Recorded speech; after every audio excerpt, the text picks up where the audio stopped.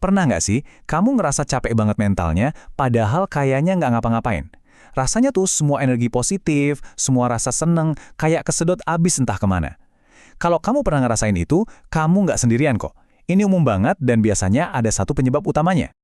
Dan ternyata, ini dia biang keroknya. Energi kita tuh terkuras bukan karena kita lemah, tapi karena kita salah fokus. Kita sering banget buang-buang energi, mikirin, khawatir, atau bahkan berusaha ngubah hal-hal yang dari awal emang di luar kendali kita. Nah, sekarang kita coba bedah konsep intinya ya. Coba bayangin deh, hidup ini tuh kayak terbagi jadi dua dunia. Dunia yang bisa kita pengaruhi dan dunia yang, ya, sama sekali nggak bisa kita apa-apain. Paham di mana batas antara keduanya itu, langkah pertama buat dapetin lagi energi kita. Coba deh, lihat bedanya. Di satu sisi, ada hal-hal kayak ya hukum alam atau apa kata orang, apa yang orang lain lakuin, itu semua kan di luar kuasa kita.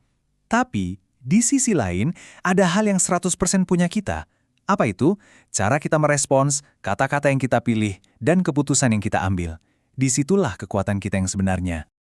Ada sebuah metafora yang keren banget buat ngegambarin ini. Coba bayangin pikiran negatif, omongan orang, atau kritik, itu kayak seekor burung. Ya, kita nggak punya kuasa buat ngelarang burung itu terbang atau sesekali hinggap di kepala kita. Hal-hal dari luar itu pasti akan datang.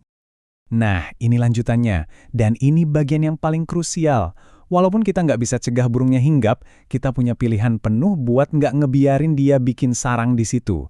Kita bisa milih untuk nggak terus-terusan mikirin hal negatif itu, nggak ngasih tempat buat dia di pikiran kita. Itulah kendali kita. Oke, teorinya udah jelas ya. Terus, prakteknya gimana? Yuk kita bahas langkah-langkah nyata buat mulai mindahin fokus kita kembali ke tempat yang seharusnya. Prosesnya sebenarnya simpel banget, cuma 2 langkah aja. Pertama, kenali dan akui, oke, yang ini di luar kendali gue.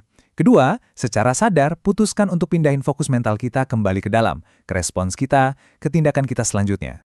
Jadi intinya tuh gini, ada hubungan sebab akibat yang langsung banget antara fokus kita sama kondisi batin kita. Energi dan sukacita itu bukan sesuatu yang datang dan pergi gitu aja.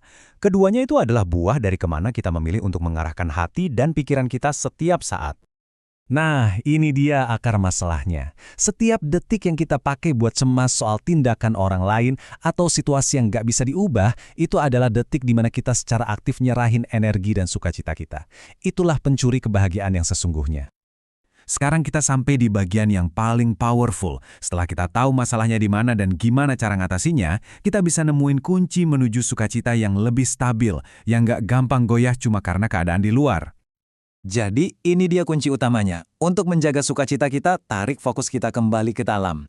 Ini bukan soal jadi egois ya, tapi soal jadi bertanggung jawab atas satu-satunya hal yang benar-benar kita punya, diri kita, pilihan kita, dan respons kita. Seperti yang tertulis juga di Amsal 4 ayat 23, jagalah hatimu dengan segala kewaspadaan, karena dari situlah terpancar kehidupan. Jadi aku mau ninggalin kamu dengan satu pertanyaan ini. Hari ini pas ada tantangan datang, pas ada omongan negatif mampir, kemana kamu akan memilih untuk mengarahkan fokusmu? Ke hal-hal yang cuma nguras energi atau ke dalam hatimu sendiri yang jadi sumber kehidupan? Ingat pilihan itu sepenuhnya ada di tangan kamu.